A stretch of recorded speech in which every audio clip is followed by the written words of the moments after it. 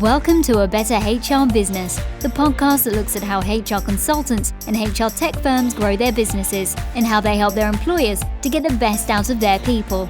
Remember, for show notes and downloads, go to www.getmorehrclients.com/podcast. That's getmorehrclients.com/podcast.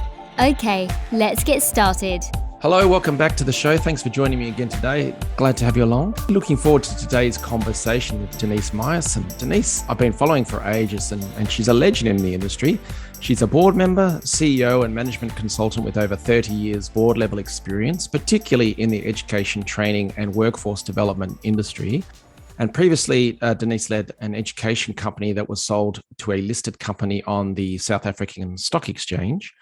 She's also been awarded Learning and Development Professional of the Year by the AITD, and she's one of the first 4 master trainers globally of the Lego Serious Play methodology, which is very, very cool. And I'm really looking forward to diving into that and the play for business stuff. But first, Denise, thank you very much for joining me today. Thank you. You make me sound like I'm 100 years old, but I think I nearly am.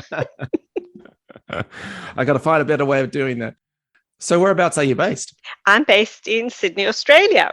Oh, magnificent. I lived there for a number of years. Wonderful city. I was even there during the Olympics. What a time to be there. Wow. Yeah, great time. Yes, Yeah. indeed. So look, I gave a little bit of an intro, but for people listening, could you give us a little overview of your background, some of the things you've done that lead us up to the play for business side? Thanks, Ben. I've been in education in total for over 30 years, so it's quite a substantial amount of time. So I don't take any offense when you make me sound ancient, because if listeners could see the color of my hair, it certainly does reflect my age. So I've always been passionate about making sure that when people learn, they learn with some enthusiasm. It makes an impact on their lives. That they use it to transform themselves, not only professionally, but personally as well. So when I heard about this Lego Serious Play methodology, I didn't quite know what it was about, but thought I'll take my chances on it, got myself trained up, and we got the license at that stage for Australia. And then as I started using it, I really saw the power of what it can do, because people are building things, they're constructing things in their heads, they're expressing themselves, they're telling stories. And as they're doing this, more and more ideas are emerging. They're starting to process things that had been in their minds, but they hadn't articulated. So it's just incredible when you're in a session, when you see what happens there. Each time I'm either so excited and sometimes I'm even crying then, which is a very bad thing for a facilitator to do. You've had an emotional breakthrough with them. So you mentioned 30 years. 30 years ago, training, learning, development was not Lego based, right? No. 30 years ago, training was very sit down in the room, turn to page 10, and let's get going. PowerPoint. Yes. Another PowerPoint. That PowerPoint had just been invented, so if you were going to make use of it fully, 100 words on each slide, because there was no storage space on the discs and on those USB, so you couldn't make big PowerPoint decks anyway. There were no images. It took up too much space. Brilliant. Yeah, I'm thinking back to the days of PowerPoint training, and when someone made the slide spin in dramatically, that was always an ooh-ah moment. But I'm not sure if it's sunk in. Yeah. Indeed. So if I take you back to launching your first business, how did you choose a market to go with? Because I'm curious, that feeds into the play for business. When people launch a business, they should not just go to an area where there's no demand. So how did you work out what needed to be created, and then how did you reapply those lessons for play for business? So when I first started, what inspired me to get going is that in South Africa at the time, it was still apartheid, and it was just coming out of it with Nelson Mandela being released from prison. And I'd been asked by one of the largest gold mines in the world to please come around and innovate the way in which they did some training. But in order to get the gig, I had to go into a gold mine. So I put my hat on, my the torch, I was kitted out with the boots, everything. And I thought, this is quite cool. Yeah, gold mine, no problem. Until I put down the first shaft, I thought this is still okay. It was the deepest gold mine in the world at the time, Oh, Deep wow. Kloof. So when I got to level 2, I started feeling a little, can't breathe. By the time I got to level 3, I was really struggling. Then not enough air. We were crawling in the stopes, which are the little tunnels. And we came out at this piece of equipment, which looked at the time like this extremely expensive piece of equipment. And I said to the guys, like, why is no one using this? And they said, we cannot use this because there's no one down here that can read the instructions, and we can't train them to use it properly. They were putting their thumbprints as the the mark signature. that they'd received their pay. And so this sophisticated piece of equipment was just lying there because no one could use it. And I Wow. just thought, how sad is that at this time there are people who still can't read and write, that still have, they're so disadvantaged in terms of their education. And I made up my mind, right, this is it. I'm going to make sure that people have a chance in the world, and, the doors of learning can open to them and opportunity can get there. But we're not going to get there if we do it the same old traditional way. Sit in your Yeah. chair, listen to a one-way lecture. We've all been in those situations, and we know that none of that learning is embedded. And that's where I really wanted to think about ways in which we could transform the learning experience. Brilliant. There are lessons in that, absolutely. And then I can imagine you apply that to the Play for Business, but it's the same lesson in the sense that you can't just go to an employer and say, I'd like your team members to sit around and play with toys.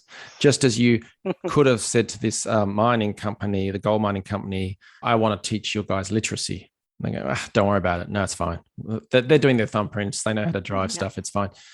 How do you then convert that into a business-focused message for them to say, yeah, we're going to pay you to do that? And Ben, it's such a great question, that because I have been in, I cannot even begin to tell you how many meetings where everyone gets like really excited about the methodology, and they think, like we could do so much with this. This would work well with this team that's not functioning at a high enough level, and that team needs a bit of setting their goals. So they get all excited until some exec or some vice president of something says, well, like, what's it going to look like to our shareholders? What's it going to look like to the other stakeholders if they happen to walk past the window and see people playing with bricks? It's not going to go down well. So no, this is a bit too risky for me. So it's a challenge. It's much easier now, but if you can think back 15 years ago, what the perception was then, it was an uphill battle. So what do you say to them?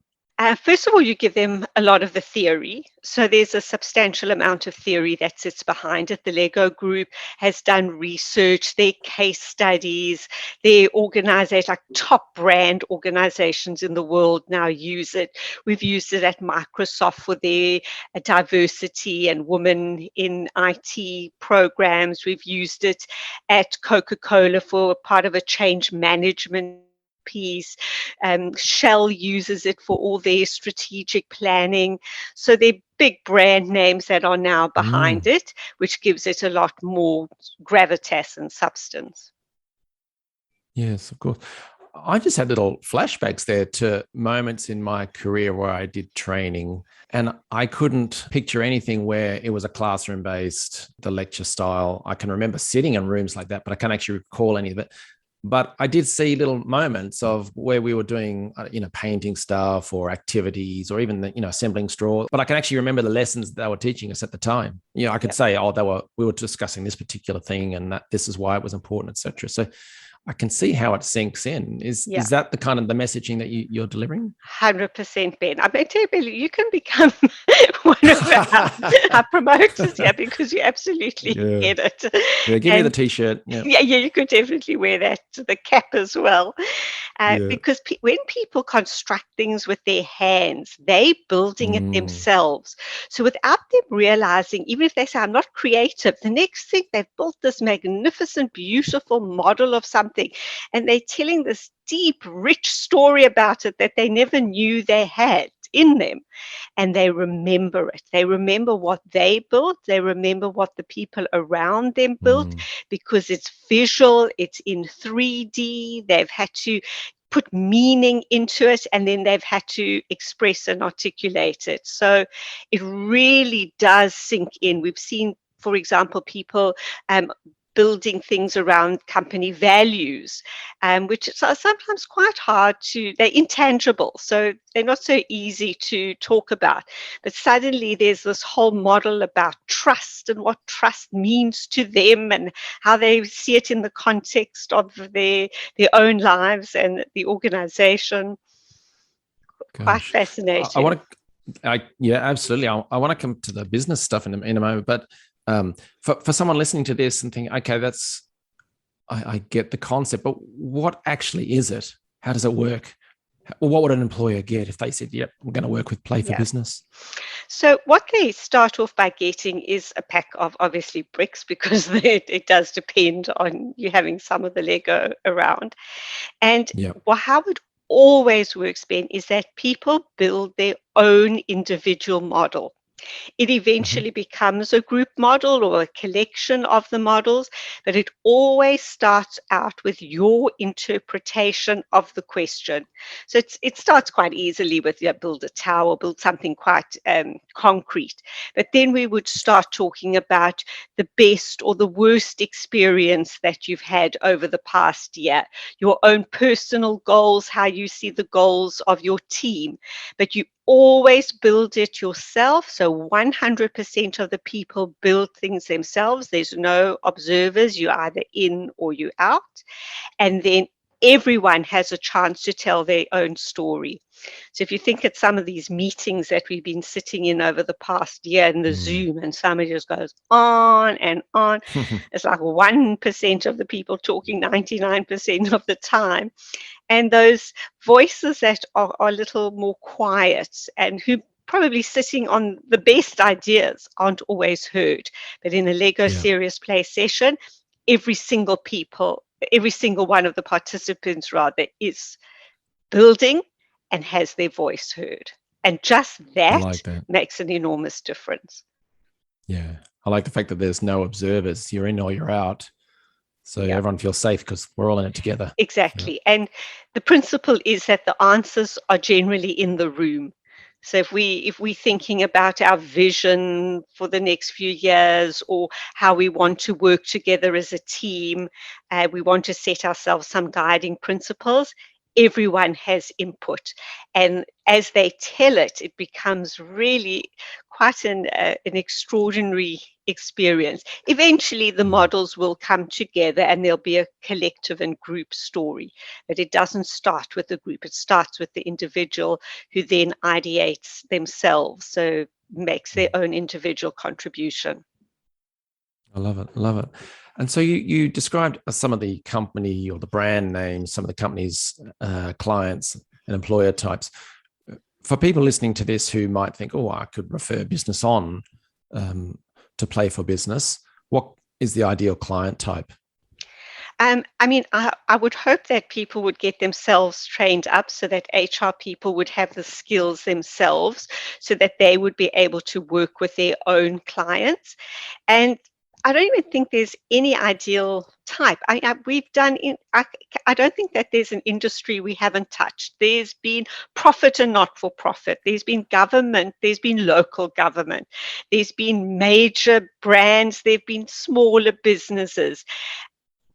It's so applicable across industry sector and applicable in a whole range of different ways. And I'm hoping that the HR people listening will get themselves trained up and then implement this within their own client organizations, just something different to bring to the organization, something unique that will help them stand apart and also benefit their client. Right. How do they get trained up? And they go to playforbusiness.com and Okay. enroll, and everything is online. And there's all the modules for them to go through. We've got videos of live sessions. So once they see the sessions in action, it's a lot easier to follow on what they have to do. There's modules on how to market it. There's a module on how to run it virtually, reading for all the theorists. There's more than enough to read. And then we've got live Q&A as well, so that they can ask questions, and I can help and guide them with suggestions for their own clients. That's brilliant. So if I take it back, you mentioned some big name companies. I think you said Microsoft and others. When you started business, whether it's now or 30 years ago, did you start with the big brand names or did you progress up the ladder? How did you make that change, if so? I think that being in consulting is always a bit of a roller coaster. One minute you're up and the next minute you're not so so far up as you thought you were. So sometimes we went for the big brand names, like the largest gold mine in the world at that stage was Anglo-American. Anglo. Yep. But then the day after that, you could be with a startup or a smaller IT company that just needs to, have a team that's functioning without arguing with each other. So there's just such a variety. Call centers are really good for this because of their high rates sometimes of attrition. And so it's just something to keep the staff motivated, to keep them with that bit of spark of interest, and this works exceptionally well. Brilliant. Yeah. So keep your eyes open, obviously keep offering an excellent product or service, and then continue that path. Now, you mentioned that people can do training, but do you have a referral program or where you partner with other companies in the HR sector? If they would like to refer people to us, we've got an affiliate program, and we're pretty generous with our affiliate discounts. So people would be able to benefit quite strongly from that as well. We're selling this at about €400. So it's not, I'm not saying it's not a big investment, but it's not the biggest possible investment. And I think from just selling one-to-one client, you would make that money back 5 times over in comparison to what you would charge them for just running one workshop. Yeah. Well, for me, offering ancillary products and services, referring them in, is an opportunity to strengthen the relationship, which allows you to do more of what you're already offering. So if you're a recruiter, agree with you more, Ben. You've articulated that far better than I ever could, but you're 100% right. Because you've got a client base. Most people have got, even if it's a very small client base, but to go and back to them with something that's fresh and innovative and a little bit different, I think even just sets you up with a higher level of credibility and a bit of status. Yeah, and it's taking it from possibly offering just transactional work, which becomes commoditized, which means they can just go and look on price somewhere else. But if you've established moving yourself up that value chain, and who knows, you might find other things that are complementary again, in which case you're a vital part of their business. And I think you make a very good point on that as well, Ben, because if the client is slightly larger, where there are a few different types of teams, it means that you could work with those teams for a whole range of different things. Some of them might be goal setting, some of them there might be some type of conflict, some of them might be going through change, some of them might just want an end of year, something fun and different to do, a kind of lighter session. So you've got a whole range of different reasons to be in the same client and just dig deeper and deeper. Yeah, absolutely. And I won't harp on this point, but I'm just picturing when I was doing consulting work, and when you're running a session like this, or if it's an employee feedback session or even a survey type session, the stuff you learn when you've got them in a room, just say you're running it with their management team, you've got 10 managers in there, they've all got their own different departments. in the course of play, they're going to tell you all the stuff that's driving them crazy in their Oh, jobs, because that's what people do. absolutely. They vent. Oh, just keep those ears open and you will have work there for the next year. There we go. All right, we just worked out your marketing plan Yeah, if you're listening to this. exactly. Brilliant. Denise, what do you sort of see for the future of the world of work and the future of HR? Because so much has happened in the last couple of years. What do you see Wow. happening down the line? Well, it's so interesting, Ben, because if I had said even 3 years ago, pre-COVID, that we were going to train people in using this methodology online, people would have laughed at Yeah. me. It's not possible. Nah, nah, nah. Everything must be in a room. Everything must be face to face. And there's no other way of doing it. And look where we are now. I mean, talking from Australia to Ireland, it's like nobody seems to care anymore. That their boundaries, and nobody's constrained by a training room any longer. Absolutely. No, very true. Well, Denise, this has been fantastic. If people want to either become a client or if they want to refer business, become an affiliate partner or something similar, what should they do next? Either contact me on LinkedIn. So Mm-hmm. I'm Denise Meyerson on LinkedIn. Or if you'd like to go to our website, it's play4business with the number 4business.com. And there's a whole lot more information about the program. I'm also happy to do a demo for anyone, and I love chatting about it. So no problem if you message me. Excellent. So if you're listening to this on the go, check the show notes. We'll have the links to Denise's LinkedIn profile and also to the website, which is play4business.com. Denise, thank you very much for sharing your story and your advice. It's been fantastic, and I wish you all the best. Thank you, Ben. I've loved chatting to you. Thank you. Thanks for joining us today on A Better HR Business, the podcast that explores the world of HR consulting and HR tech businesses. For show notes and downloads, go to www.getmorehrclients.com/podcast. That's getmorehrclients.com/podcast. Remember to subscribe and share the show with any friends who are busy growing a HR business. Thanks, and see you next time.